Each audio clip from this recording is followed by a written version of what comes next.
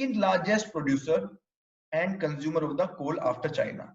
So China is the largest producer as well as the largest consumer, and India is at the second place. In the overall context of energy production, around 70% of the total energy production, it comes from the coal. So more than 2/3 energy production is coming from the coal. हमारा coal का जो role है बहुत important है, right? बहुत ज़्यादा important है. Latest figure है हमारी production of coal की. These are from the 1819 or but in 1920 there is an expectation of fall in the production of coal due to heavy and the unseasonal rains. Consumers of coal, which are the important consumers of coal, these include thermal power plants. Thermal power stations are completely, primarily drawing the source of energy from the coal only. Then we have steel plants, right? Then we have cement factories, we have railways, we have fertilizer, we have other factories, and we have brick kilns which actually manufacture the bricks. So these are the primary consumers of the coal. Now coming to the coal deposits. So in India, primarily the coal deposits are located in the eastern and the south central parts of country, right? So you can see in this map, this is the map of the coal mines. So in this map, you can see the coal map of India, right? So here you can see majority of the mines. You can see Raniganj, Jharia, Bokaro, Korba, Adilabad, Wardha, Rangal. We have Godavari Valley, Kadapa, right? So primarily this area, eastern and the south central, it is having the largest amount of coal reserves, right? If we see state-wise, Jharkhand has the maximum share in the overall reserves as on the 31st of March 2018, followed by Odisha. So number 1 Jharkhand and number 2 Odisha, right? So I will suggest that when you are reading the geography, go to the energy map of India, and there you just observe the important mines. You just observe what is the ranking of different states. So most of the things you will come to know over there, right? So in the economic geography, this thing you should keep in mind. You should refer to the atlas, and in atlas just observe the location of the different coal mines. So maybe you can find some question in the examination hall, right? Now coming to the total coal production, primarily public sector is the major coal producer. So we have a company called Coal India Limited, and this Coal India Limited is the, it is having the monopoly. It is having the monopoly of over the coal sector. Abhi recently we have opened this coal mining to the private sector also, but still this public sector is basically the prime producer of the coal in India. Now you can see the important government initiatives in the coal sector. So these are the important initiatives. First, we have Coal India Limited, which was set up in 1975, and it is one of the Maharatna company. What is the meaning of Maharatna company? So in the chapter of Central PSU, we discussed that if a company is a Navratna company, it is in the global presence, it is listed company, and it is meeting some criteria regarding the turnover, profit, and net worth, then this company is called Maharatna company. What are the benefits of Maharatna company? If one company is a Maharatna company, then its management will have the power to invest certain amount of money without taking permission of the central government, right?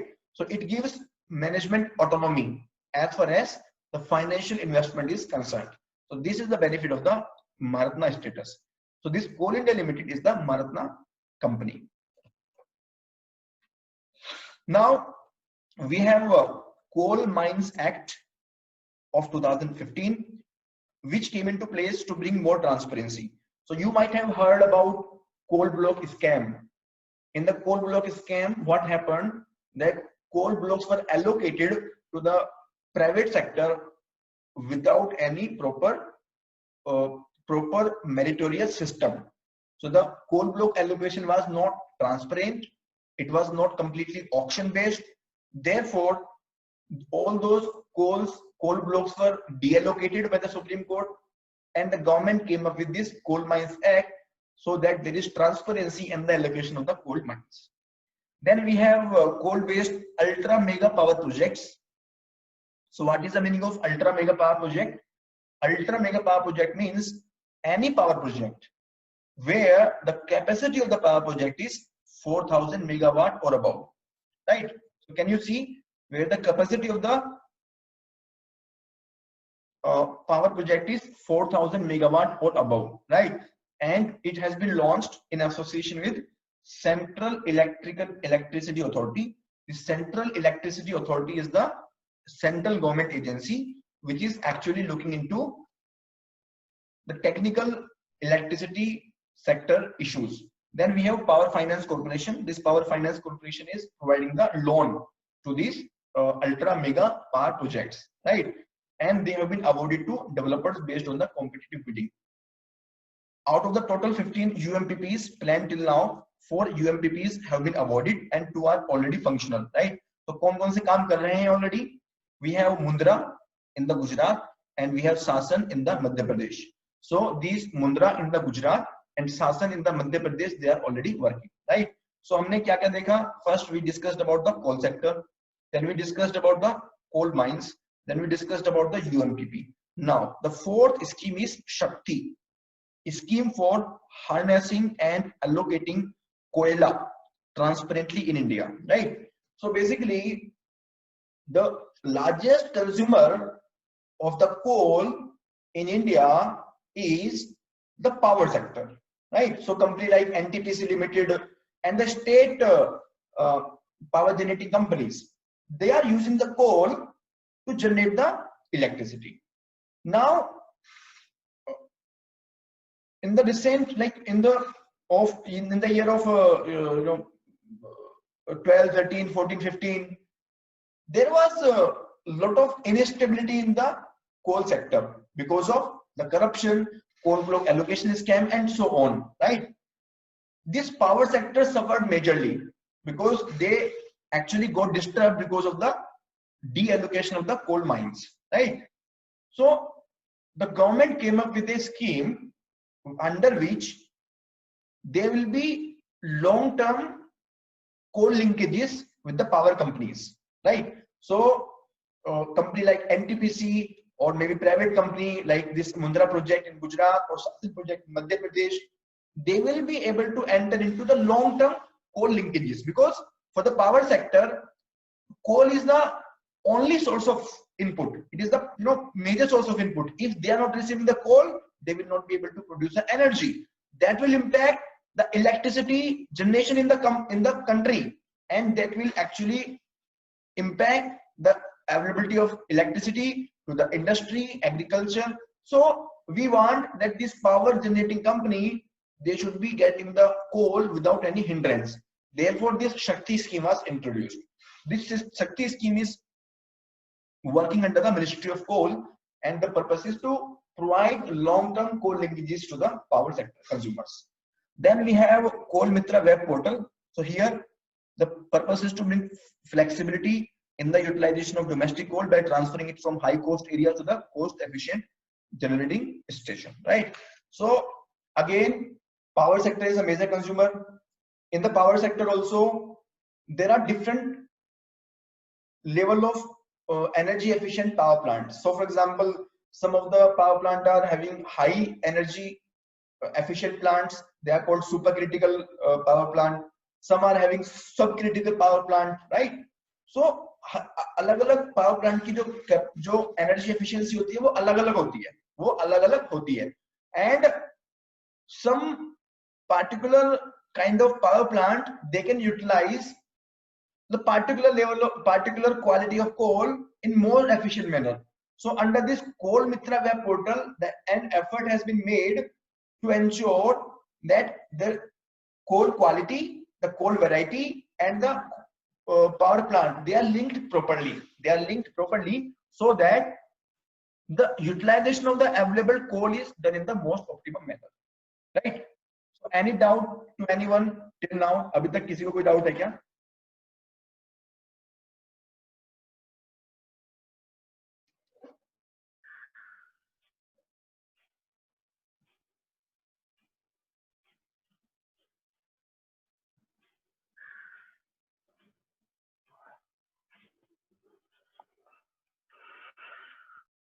Manish, are you getting the point?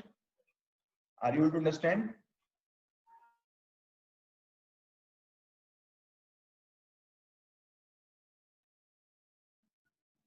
Yes sir, something I think sir वो input ratio जो बताए हैं sir. Hello sir, energy efficiency की बात कर रहे हो आप? Ratio energy. हेलो, हाँ, एनर्जी एफिशिएंसी की बात कर रहे हो आप? Hello, yes sir, ratio energy की बात कर रहे हैं. एनर्जी एफिशिएंसी, हेलो, हाँ, एनर्जी इंटेंसिटी की बात कर रहे हो आप, है ना? You are talking about energy intensity, right?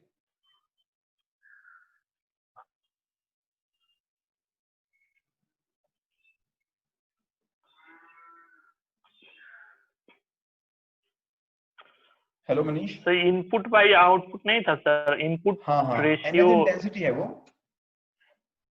है ना? सर वो I think sir output by input ratio होना चाहिए वो. नहीं वो input sir to output ratio होगा ना.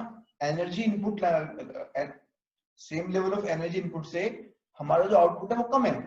हेलो सर, मैंने एग्जांपल दिया था कि अगर इंडिया में हम 1 यूनिट ऑफ एनर्जी से 1 किलोमीटर चलाते हैं अपनी गाड़ी को, तो यूएसए में 1 यूनिट ऑफ एनर्जी से हम 3 Yes, किलोमीटर चलाते हैं गाड़ी को. एग्जांपल बता रहा हूं मैं. This is not the real example, I am just giving the hypothetical example so that the concept is clear to you.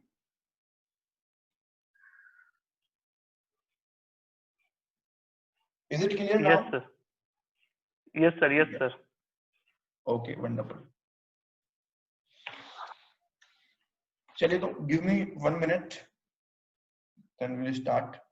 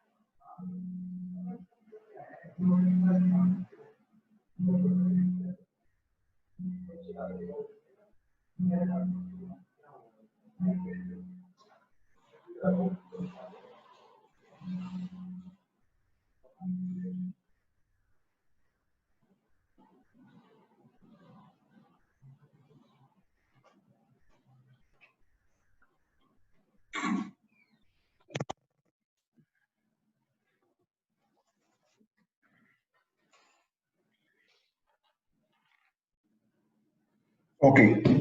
So let us start. Oil energy sector, ठीक है? तो oil energy sector की बात करते हैं. So this is the data I have taken from the economic survey of 1920. In the economic survey, in this data, you can see as far as top oil consumers are concerned, India is the third largest consumer. The largest consumer is United States, and second largest consumer is China, right? And this oil basically includes crude oil, all other petroleum liquids, and the biofuels, right? So India is the third largest oil consumer in the world, and this is the data of 2017. So USA is the first, China is the second, and India is the third. Now these are the oil production trends of the major countries, oil production trends of the major economies, right? So in this diagram, just see India. So this orange line is indicating India. This is India. So you can see India is one of the very low oil producing country. India में जो oil produce हो रहा है, that is very very low. The quantity is very very low, right? Now China. So till this point, China was the largest producer. Now USA is the largest producer. So earlier China, and now USA is the largest producer of the oil. Even this Russian Federation, this is at the third number, and Brazil, you can see, right? So if you compare the India with the developing countries also, for example Brazil, China, even then the production inside India is very very less. And this we are talking about all different kinds of basically oils which include crude oil, shale oil, oil sands, and the natural gas liquids. So oil production in India is very very less as compared to the other countries. Now if we see the estimated reserves of crude oil in India, the western offshore, for example Bombay High, right, and states like Maharashtra, Gujarat, the availability of crude oil is more in those areas. So the largest oil reserves, crude oil reserves, are in the offshore area, right, in the western offshore area. Second highest is in the Gujarat, second highest is in the Assam, and the third highest is in the Gujarat, right? Now see this oil production. So India's oil production is one of the lowest among the major economies of the world and has been declining over the period of time. Why it has been declining? Because of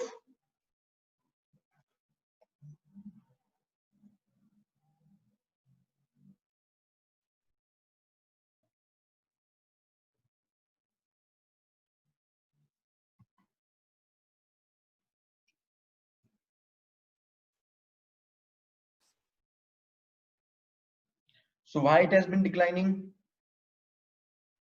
Because of natural decline in the aging and mature fields, right? So the age of the oil fields is increasing. They are becoming more mature, and there are no major discoveries in the India. The proven reserves of crude oil, they have decreased since 2014. If we see the existing reserves at the current rate of production, they will last only for around 2 decades. So अभी हमारे पास में जो oil है, अगर हम current production capacity से चलते रहें, so we will be able to utilize the existing oil reserves only for next 20 years. Less than 1/5 of the consumption, that is less than 20% of the consumption of the crude oil, is met through domestic production. That means approximately 80% of the crude oil that is imported, right? So we are import dependent country as far as crude oil is concerned. And it is quite visible that almost 50% of the export earnings are used to pay oil import bills. India, with a refining capacity of 250 MMT annually, is the fourth largest in the world after the USA, China, and Russia, right? So our refining capacity is fourth largest. So this refining industry, this is one of the very important industry. We import the crude oil and we export the refined products, right? So we are also one of the largest exporter of the refined products because we are having the good refining capacity in the form of companies like Indian Oil Corporation, BPCL, HPCL, etc. So our refining capacity is really very, very good. Now there are some important initiatives which have been taken by the government. So friends, what type of question can be asked? Primarily, they can ask about the rank of India, or they can ask about any recent government scheme, or they can ask about how much is the potential, or if, from the geographical point of view, the question can be there about important coal mine or some coal mine in news, or maybe something in news about the oil sector, right? So these kind of things are normally asked in the examination. Now, coming to the important government initiatives in the oil sector. First of all, private sector has been allowed to participate in the exploration and production much more actively. So it is being encouraged. Then administered price mechanism has been dismantled.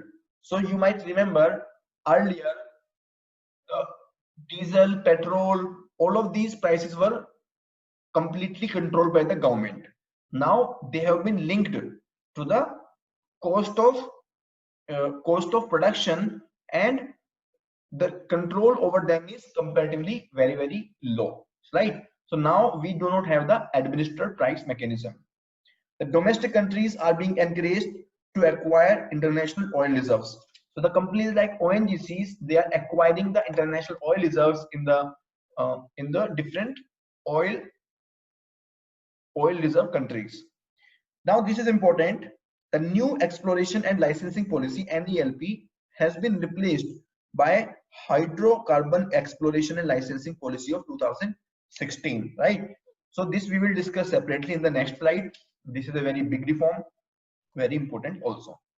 Then we have some vision for the Northeast, because in the Northeast we have a good amount of oil reserves, especially in the state of Assam. So we want to double the oil and gas production by 2030, so that we can create the employment also, and we are also promoting the cooperation with the neighboring countries. Then Pratyaksha Hastantarit Labh Yojana, PAHAL, right? So PAHAL has been introduced.